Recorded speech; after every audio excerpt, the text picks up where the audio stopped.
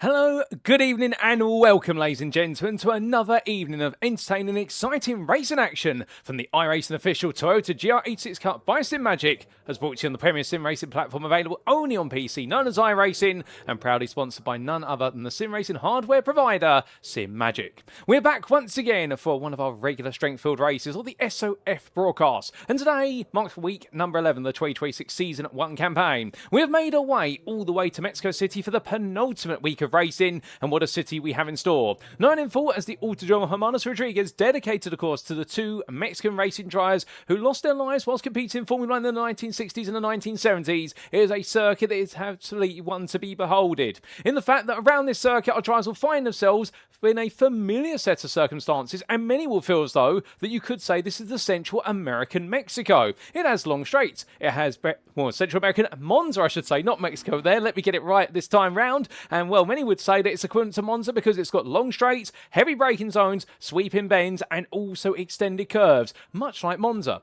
However, the difference being here, the altitude is much higher by comparison, and therefore with higher altitudes comes thinner air, and therefore it does mean top speeds are even higher than they would be at Monza, a much lower altitude in Italy, and that's one of the things that drivers need to get used to today if they want to come away victorious. But where are my manners? Allow me to welcome you all to this live broadcast from Circuit Side as you tune in tonight in the one and only place you can catch all the racing action from our weekly strength field race on the 20:45 Greenwich Mean Time, that's GMT, or Universal Coordinate Time UTC slot, and as of course on YouTube at Paul Walsh Productions or PWP. You can catch all the racing and be sure to subscribe if you want to stay up to date with all these latest broadcasts and plenty of entertainment we have here on a weekly basis. And speaking of the entertainment we have for you today, well, we've got one race on the schedule, 15 minutes in duration, and due to get underway in approximately 3 minutes time, with all our drivers currently going through the final qualifying session before making their way to the grid for our one and only race. In the content review, if you have myself, my name is Paul Walsh, and I'll be bringing you all your racing action as it unfolds. But without further ado, ladies and gentlemen, as we say hello to you guys and girls in the chat, and don't be shy, feel free to say hi. Well, let's regale you with the story of the season so far and what lies exactly in wait tonight.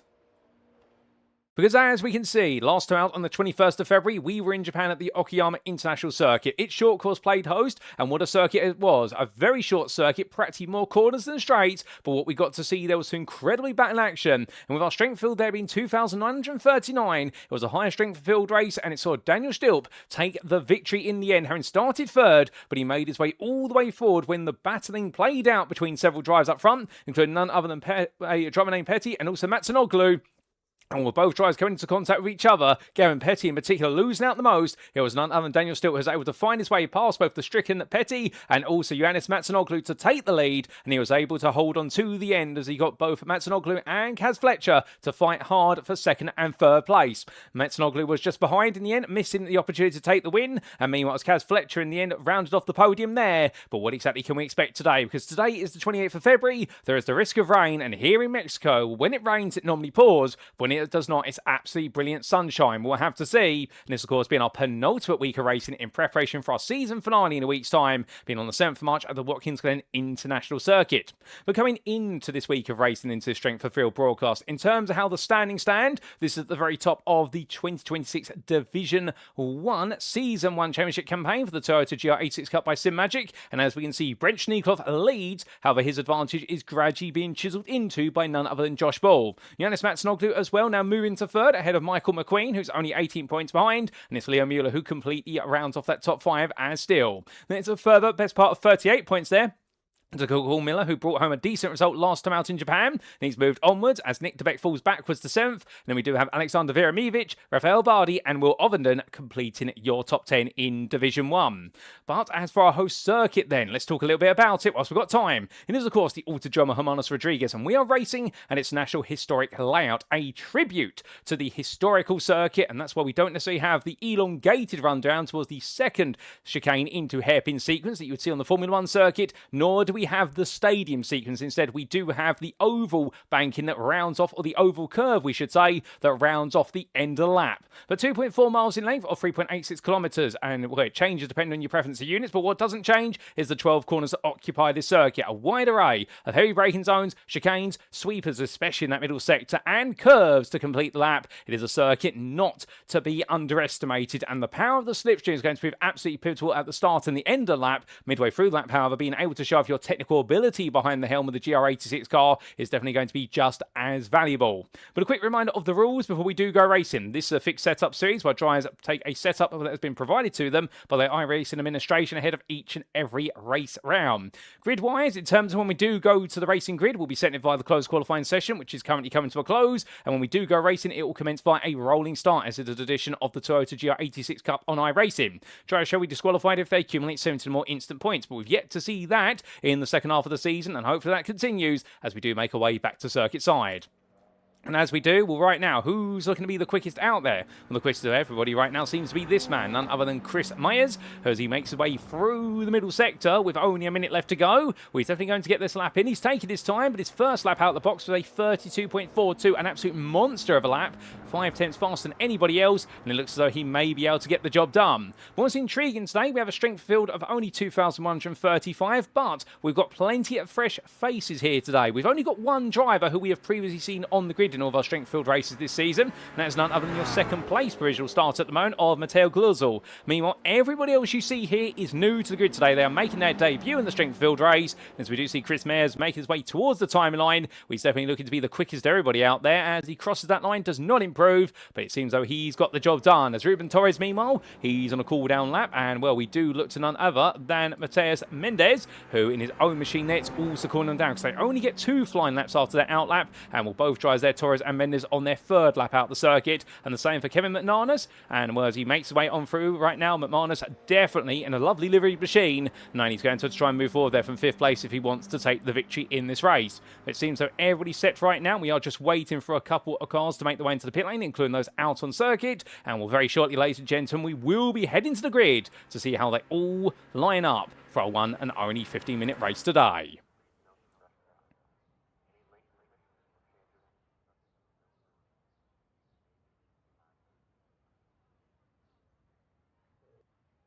And so as our drivers make the way onto the grid, this is how they'll line up for our Week 11 2026 Season 1 Strength of Field race from the Mexico City National Historic Circuit.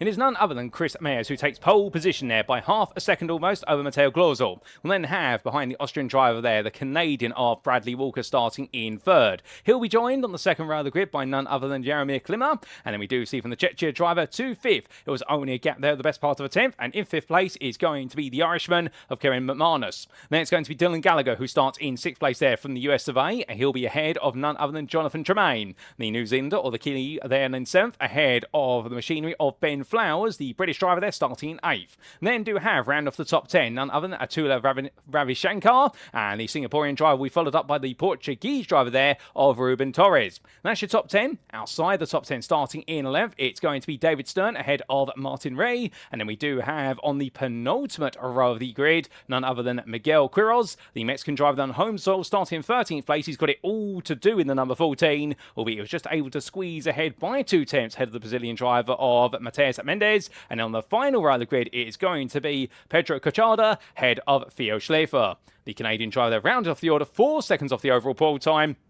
But to be fair, he may not be a qualifying driver. He may be more of a race driver. He may be better when he's in the pack rather than on his own in a single lap. But we'll have to wait and see what he's going to be able to do here today, as we are just waiting for the last couple of cars to get themselves into position on the grid. But indeed, this is a stacked grid of 16 machines here today. Not perhaps as packed a grid as we have previously seen, but to be fair, quantity is not always a sign of quality, and we've definitely got a good few quality drivers here in attendance. So we now await for our drivers to go in away on this formation lap, but as they all get ready to go. Well, looking down to the circuit side, it is going to be a full formation lap here, so quite a bit of time spent behind the safety car. That's going to give our drivers plenty of opportunity to try and warm up their tyres and, most importantly, warm up those brakes, which they will need to do by the time they get down to turn 1 on the opening lap, because cold brakes down cold tyres, it could be a recipe for difficulty, particularly if somebody brakes a little bit later than they need to. Hopefully we don't see that, of course, because of course we have the infamous saying, which is there's nothing more scary in motorsport than the words Monza turn 1, and well, nobody's ever said Mexico turn 1. Perhaps it's not as scary,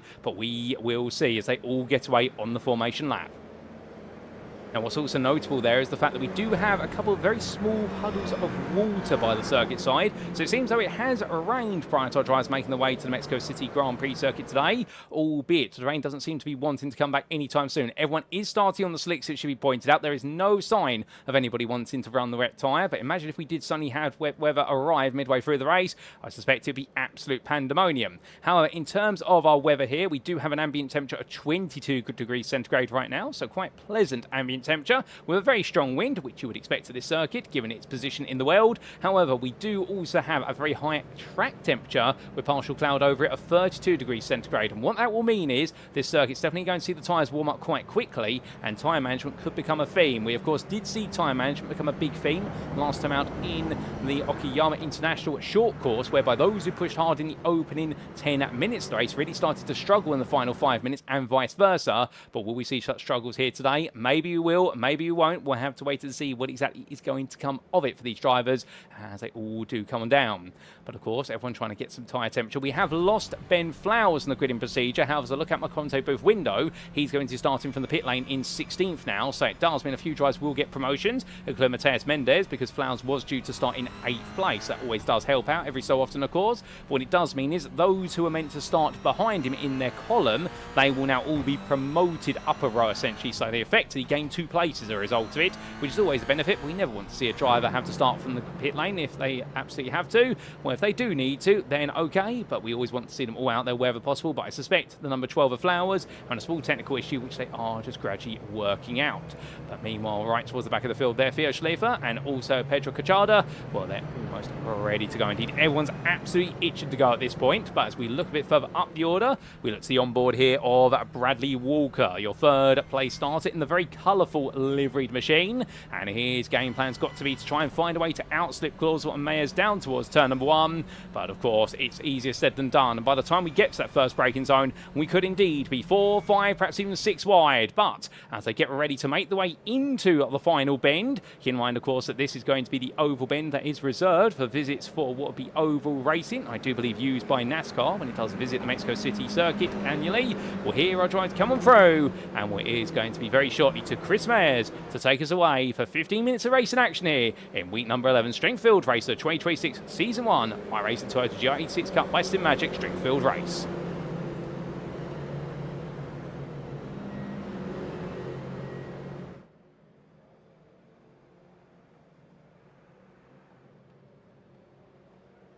And it's lights out and away we go as Mayers goes green. There he goes as late as he possibly can. And it's such a long run down towards turn number 1. But there they go all the way on down and immediately to the pit wall there as Glorzo and Walker meanwhile side by side. Bradley Walker there falling backwards a little bit even though he's got the draft. And understand there's a bit of a side draft there for Glorzo as well. But as they're halfway down the straight now, we do have Flowers starting from the pit lane further back. You'll see him at the very rear of the picture shortly. But all 15 other cars that did start in the formation start coming in towards that braking zone. Glorzo and Walker still fight each other. Further back we do have 2 wide here between what is going to be a drive for Tremaine and McManus, but McManus will get ahead of Tremaine as the Kiwi driver goes a little bit wide, but rolling away and through. Oh no, that's gone very well for a couple of drivers, and that's going to be Ravashankar, including Martin Ray and Stern, all getting caught up. We've got a yellow flag for Cachada. I think that's the track limit, so he's going to have to serve a slowdown penalty in due order. But meanwhile, it does look as though the field is already starting to split to a degree, as we do see Quiros and Torres looking to go side by side into the braking zone, but coming into this sharp switchback. Indeed, they're not going down to the hairpin. Instead, it's going to be the curved corner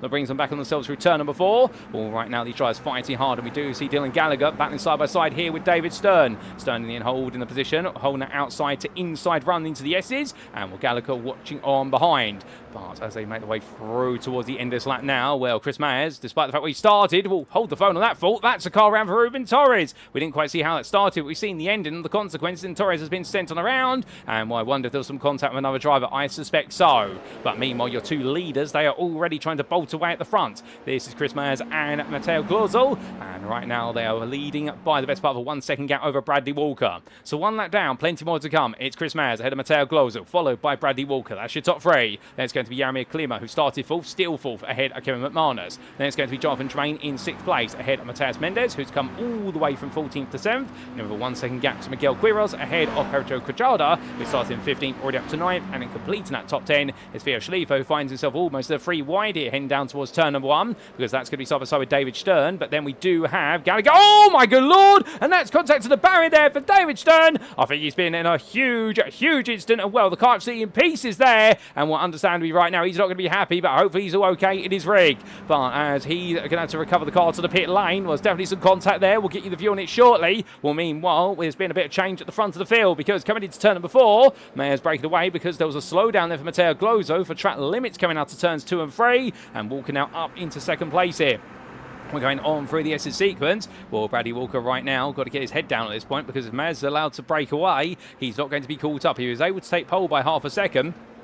And then the simple theory would be that he's probably going to take victory in this race if he is given the chance to break away and the cars behind can't get the tow. But understandably, does Walker have the pace to be able to catch up to him? And we'll flash our headlights there for Matteo Glozo, trying to say to Walker, I want to work with you. So he's going to give him a little bit of bump draft there, coming in towards turns 11 and 12. But coming on through the right-hander right now, is this really the place you want to bump draft into the corner? The answer is no. What you instead would ideally want to do here is let Glozo pick up the biggest slingshot off the back of Walker's car, let him get ahead, and then start bump jumping him and vice versa. And that's what you'll want to do as they head down the start-finish straight, because right now they are getting a very distant tow over the back of Mears' car. The tow goes to 2 seconds. However, beyond 2 seconds, that slipstream effect is negligible, if non-existent. But Glozer here pulling to the inside, trying to say to Walker, essentially, I am taking this line. Walker, meanwhile, on the outside on the racing line there, does not fight it too hard. So they're going to try to work together. Meanwhile, further back there, we do see a swap of places. Mateus Mendes up the inside of Tremaine, and Quiroz there looking on the inside as well, can't find his way in.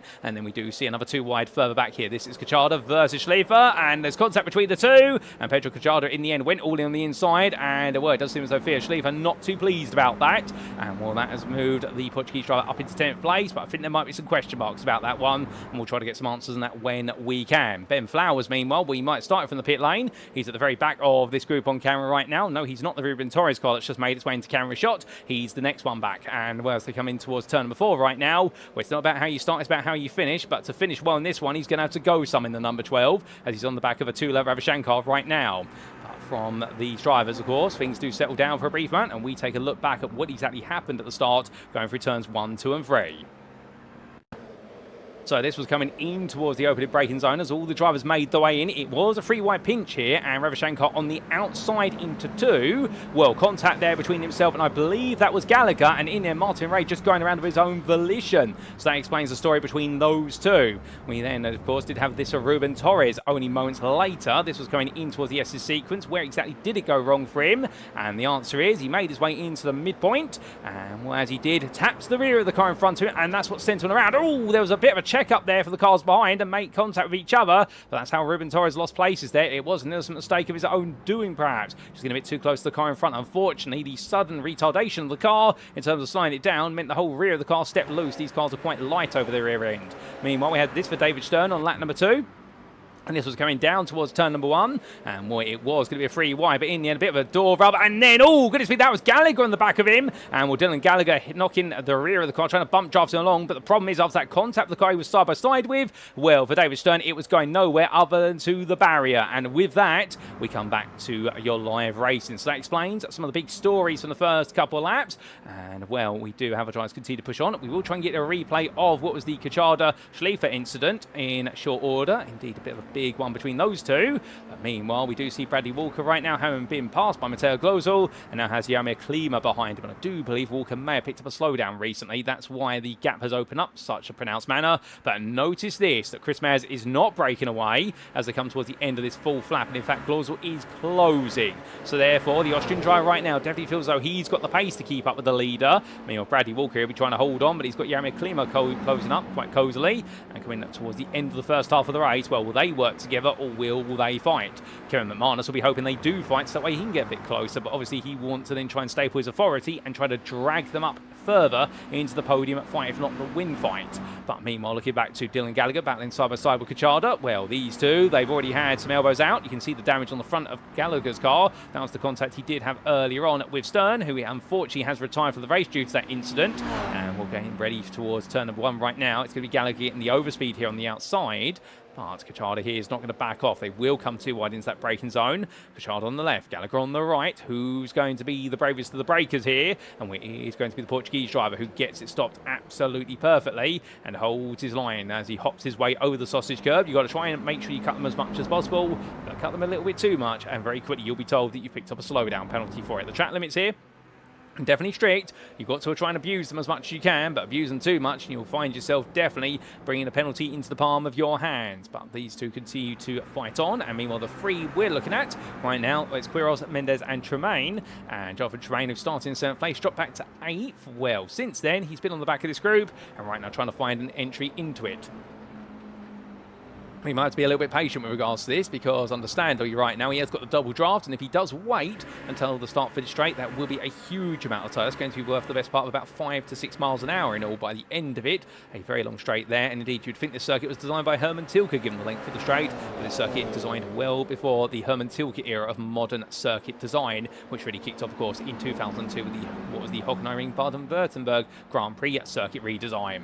But meanwhile, as they come across that timeline, Miguel Quiros right now, knowing he's a bit vulnerable here in the white, blue and black machine. The number 14 driver puts the car in the middle of the road. He's got to keep Mendez and Tremaine guessing now where's the right place to go. And in the end, he's going to pull himself gradually over to the inside of the circuit. So he's going to go defensive here. And well, this is definitely going to lock these drivers into a freeway fight for 6th now, rather than the chance of catching up to 5th. But still, that's the way they want it to go, as that's a very late break there. And in the end, it's going to be Tremaine coming absolutely flying in under braking. And well, the overspeed there catching him out. But I suspect he wanted to try and split the seas. But I think his enthusiasm may have just carried him a bit too deep into the corner. Meanwhile, we do still have Ruben Torres and Theo Schleifer together. Of course, these two have very different starts to their race, but with the same ending, which they've been relegated a long way back down the order, and they're continuing to fight. But meanwhile, that's a big look to the inside there from Mateus Mendez, as Jonathan Tremaine just goes nicely defensive into turn number 4. So right now, Mateus Mendez trying to find a way through, but for the number 7 driver, things are not coming through for him, as we do say hello there to Captain 1, who says, wow, in reference to, I think, one of the incidents earlier on. But very good evening to you, and I hope you're doing well, good sir, or madam, because of course we can't assume gender. But as these drivers make their way through the S's, well, we are still wondering whether this will be a change up front, because the gap from Mayers to Glosel, it has come down over the last couple of laps. It's come down quite sizably. And Matteo Grosso has been pushing hard to be able to achieve this, and that time delta now standing at a very slender margin. You can see it there on the graphic on the bottom right hand corner of your screen, how that gap went all the way out to almost what was 2 seconds early on, and now Matteo Grosso within 6.5 tenths across the timeline to go on to lap number 7. He's been absolutely going for it, but understandably it might be the case that Chris Mayers has been able to protect his tyres a little bit, and that might just give him a bit of an edge later on. Meanwhile, we have got significant damage to Dylan Gallagher's car, to the point where he is going to have to come into the pits within the next 3 laps. That's the meatball flag there, or the orange circle with the black background, which does mean the car is not safe to drive in a race circuit condition. And well, the number 15 driver right now definitely will need to come into the pits at some point, because if he doesn't, and indeed he will be disqualified from the race if my memory serves me correctly. But Attilio Ravichenko still under pressure from Ben Flowers. These two still working together as best they can, and we jump on board here with Flowers. As running more the front bumper, well, this might be a move that's going to come quite quickly, because Ravichenko has been given a yellow flag for track limit, and well, he will have to serve a slowdown penalty at some point, normally within 25 to 30 seconds of it being awarded. Albeit what he's going to try and do is going to try and burn it into the braking zone here for turn number 4. If he can do so, well, he does so. Flowers doesn't really gain anything as a result of that, and so that's the way you play the system. But drivers do know that's the art of the game. When you pick up a slowdown, you simply try to burn the time as best you can into the trail braking zones and get it right. Don't really notice a difference, but of course you've always playing a risk with that one. As these drivers come towards the end of the S's now, Flowers still on the march, but he's got a bit more of a gap to close. From there, back to the front of the field and on to lap number 8. 4 minutes to go. So 3 more laps, including this one. And Gazoo this time now a 10th behind as they head down at the start finish straight. Halfway there already. Bradley Walker 1.62 seconds behind. Jaromir Klima on the back of him. So third and fourth will be hoping that they might be able to get involved here if we see the leaders fight. Now, if you're Chris Mayers, what are you going to do at this point? Do you work with the guys caught up to you to make it a two-way fight at the end, even if that means you risk losing the lead right now? Well, a betting man would say that our number 1 driver will know that perhaps that might be the better option, because the number 2 driver with him, indeed door number there, the door numbers being representative of their I rating in the split, whereby if they're number 1, they're the highest rated driver, and if of course they're 16 in this instance, they're the lowest rated driver, so that accolade will go to none other than Ruben Torres. Well, right now these 2 drivers might with their experience be thinking to themselves, actually it's better to work together at least for the time being. Although Gazoo, to be fair, literally chopping his nose into every corner. Understand if we're trying to put some pressure onto Mayers here to get him to make a mistake. He'd rather pick up the place through a mistake rather than fighting for it, because that fight will immediately bring Walker and Klima into the mix, albeit Chris Mayers doesn't make mistakes. We've seen that in qualifying and we're seeing it so far in this race as they come back to us. But there has been some change further back. We have had Ben Flowers get ahead of Atulia Ravashankar, and how exactly has that change occurred? Well, here's a replay to explain. So, well, of course, this was the 2 of them battling the way down towards turn number 1 before the slowdown penalty was picked up by Ravashankar. He burned it, of course, in towards turn number 4. So Flowers looked around the outside. In fact, no, that was on the previous lap, and this was the battle then through the chicane. And in the end, Flowers making a lovely run all the way through outside to outside, and did get ahead there and make the move stick. Nice work from the English driver, and well, he'll be hoping he can break away. Meanwhile, we had this only months later for Mateus Mendes and Jonathan Tremaine. So this was Mendes making his way through the middle sector, lost the rear of the car, and well, Tremaine did the same there. They both lost the rear of their cars, both separate instants, and well, I think both drivers there just trying to chuck the car at the corner too quickly. Easy mistake to make, to be fair, in these Cup cars. But back to your live racing we come, and as we do on the penultimate lap now, we will have 10 laps here today. Mayers and Gazoo still together, and Mateo Gazoo takes a cheeky peek up the inside there, doesn't bare his fangs, but he does put his nose out slightly to say to Mayers, am I going to go for it this time? So he's taking a bit of a litmus test, as we do see Mayers there run a little bit wide coming out of turn 5 into 6, so that will be an instant point potentially he's accrued. It's the first off track we've seen from him on camera today, but right now Chris Mayers knowing that he's got to go some here to hold on. As we look back from the rear of his car again, right now Mateo Gazoo really literally probing for positions at the moment, and understandably next time around it won't be probing anymore, it will be a full-on assault. But coming in towards turn 11, well, Mayers decides to go nice and wide there. That's different this time. He's responded. He knows what Gazoo's trying to do, and so what he's saying to him is, I know what you're trying to do. Why don't you take the lead of the race off of me then? And Gazoo immediately backs off. Now Mayers brings himself to the pit wall, trying to get the Austrian driver not to be able to gain the toe, but Gazoo's not silly. He backs off as we go on to the final lap, and here we go, ladies and gentlemen. The drag race down towards turn 1. This is for the win as they head all the way down towards that heavy braking zone. It's going to be Gazoo on the right of your picture, Mayers on the left. Gazoo does get ahead. Now he covers off the inside here immediately. Says to Mayers, you're going to have to go around the outside if you want this, but into the corner they go. He's going to go around the outside. Contact between the two of them. It does send Chris Mayers straight on, and in the end he decides to take to the roll-off area there, and Gazoo will meet him again on exit and make further contact. Well, calm it down, gentlemen. It's looking good so far, but as they make it up towards turn number 4, well, right now all this fighting is going to bring Bradley Walker into the mix. Mayers does have a slowdown penalty. However, the thing is right now, where's he going to slide down? It will be here at turn number 4, and well, he's going to burn that, and that might be the end of the battle there. Well, definitely not the cleanest battle for the win. Mateo Gazoo does take his place in the end at the very top of the field. I think both drivers there might have a few tempers to throw at each other after the race, and we'll understand in the heat of the moment, as Mayers right now trying to burn that slowdown, a very big slowdown, of course, given the fact he cut off turn number 2. And well, Bradley Walker comes on through and takes that second place off of him. And well, Jaromir Klima right now not really in a place to be able to gain in all of this pandemonium. And well, we will get a replay of what happened there after the race concludes, ladies and gentlemen. We're almost at the finish line. Clock strikes 0, and that means when we come to the finish, it will be the checkered flag. And as all these drivers head on down, well, there's one name today who is going to be taking victory. Was it controversial between him and his rival? Yes, it was. But either way, Mateo Gazoo takes victory here in Mexico by, in the end, 4 seconds over Bradley Walker, who comes on home in the runner-up spot, and it will be Chris Mayers who brings on home third, frustrated, I suspect, ahead of Jaromir Klima, who takes home 4th place, just not quite able to sneak onto the podium. Kevin McManus takes home 5th there, a solid drive from the number 11 driver from Ireland, ahead of Miguel Quiroz, who brings on home 6th there, a brilliant drive from 13th place, and then it is going to be Pedro Cachada, who comes across the line there in 7th place, just ahead of Dylan Gallagher, who in the wounded car does see the finish there, so I may have been incorrect saying about the car would be disqualified due to the damage. And then Ben Flowers bringing on home 9th, having started from the pit lane. What an effort from him ahead of Mateus Mendez, and that'll be your top 10. And Attila Ravashenko finishes best dressed in 11th, just ahead of Jonathan Tremaine, with Ruben Torres there cooling on down in 13th place, as Theo Schiefer meanwhile finished in 14th, but with a black flag. That's a drive-through penalty, so that will likely mean he will be demoted behind this man of Martin Ray, whose race got turned around before it even really got started come the exit of the opening few quarters on lap number 1. And therefore for Martin Ray, where it will be a potential 14th place, depending on how much time is added to Schleifer's race. But understandably, the number 10 driver here will not be too pleased about the fact that it has been a race whereby he's really just had to get the car home and learn the laps. Well, we'll see how that black flag is applied to Schleifer after the race results are brought up on screen. But as everybody does cooling down here, and Ben Flowers decides to do it the long way by making his way around the circuit before parking up. Well, ladies and gentlemen, let's bring you those race results, subject to any stewards' inquiries.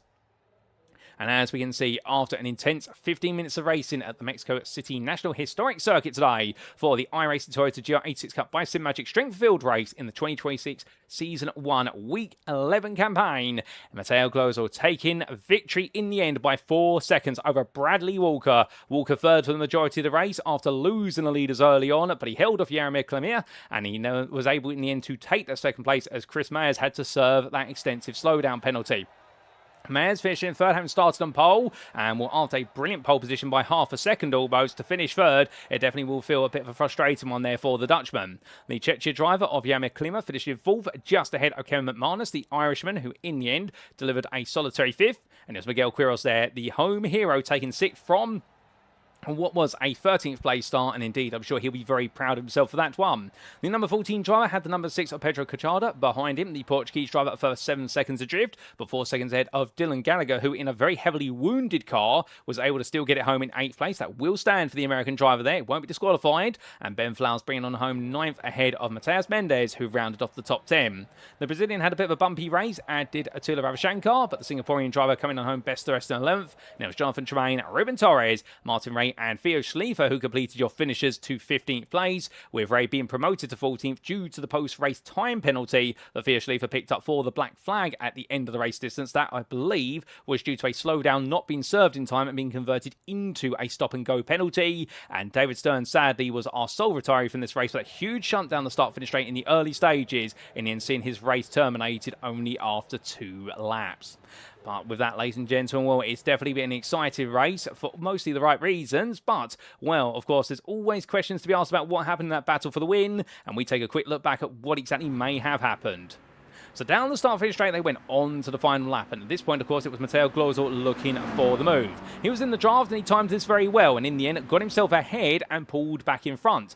And well, by snapping in front, he forced Chris Mayers to have to make a decision. Was he going to battle to the inside of the corner, or was he going to go to the outside? Mayers went to win. Glosel pointed the car straight. And in the end, Mayers tried to go round the outside, but contact between the two of them. And in the end, he had to go straight on. But understandably, as they both made their way out the corner, oh, well, I think Mateo Glosel, to be fair to him, as much as he probably assumed he was going to take the lead, and that knock there may not have been malicious. I think that he could have perhaps done himself a favour of not making the contact with Chris Mayers, for the simple reason Mayers would have had that extended slow down. But it's a very interesting one, that contact between the two of them, because some would argue that it was on Chris Mayers, that contact, and the camera angles we're seeing here do seem to suggest it's almost as if he's cut in and he's interwoven onto the path of Mateo Glosel. Now, some would argue, did Glosel extend his braking zone in order to trigger contact? But of course, we don't have all those camera angles, but the iRacing stewards may do if it does get reported to them. Of course, there are no live stewards for any of these events, but we do have the official iRacing stewarding system, which our drivers will submit tickets to if they feel as though there is an incident worth reporting. But that is how the lead was decided, and well, definitely a bit of a contentious one there, and you're all welcome to give your thoughts, whether it be in the live chat now or if you're catching this after the fact. Of course, feel free to leave a comment on the video. But with that, ladies and gentlemen, we make our way back to circuit side. We've gone through those results, And what it does mean, our time here in the Mexico City today is complete. That is your Week 11 strength field race, and the top three again, Mateo Glorzel, Bradley Walker and Chris Mayers. And as we get ready to wrap up here from Mexico, well, there's just enough time, of course, for us to tell you a little bit about our title sponsor for this series, and that is none other than SIMAGIC. Now, big thank you to our series sponsor, without whom this would not be possible. Founded in 2018 on the basis of the question, how can we bring the thrill of real racing into everyone's home? SIMAGIC has rapidly evolved its product range into a full racing ecosystem. Whether you're looking to get your hands on steering wheels, servo bases, pedals, handbrakes or shifters, every component is engineered in-house and built to reflect the company's commitment to innovation, quality, and delivering uncompromising performance when you are racing. So if you want to keep chasing pole positions, podiums, or even personal bests, why not check out SIMAGIC's range of products at simagic.com. But with that, ladies and gentlemen, that was our penultimate week for 2026 Season 1. So where exactly are we going to be for our season finale in a week's time?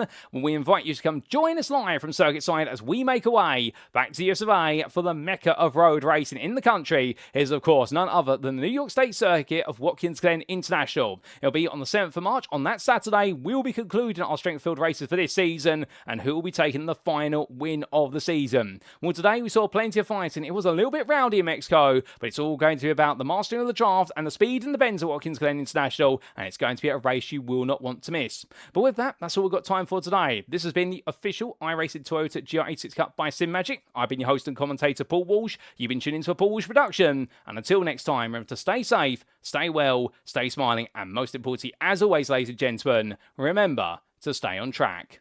Good night.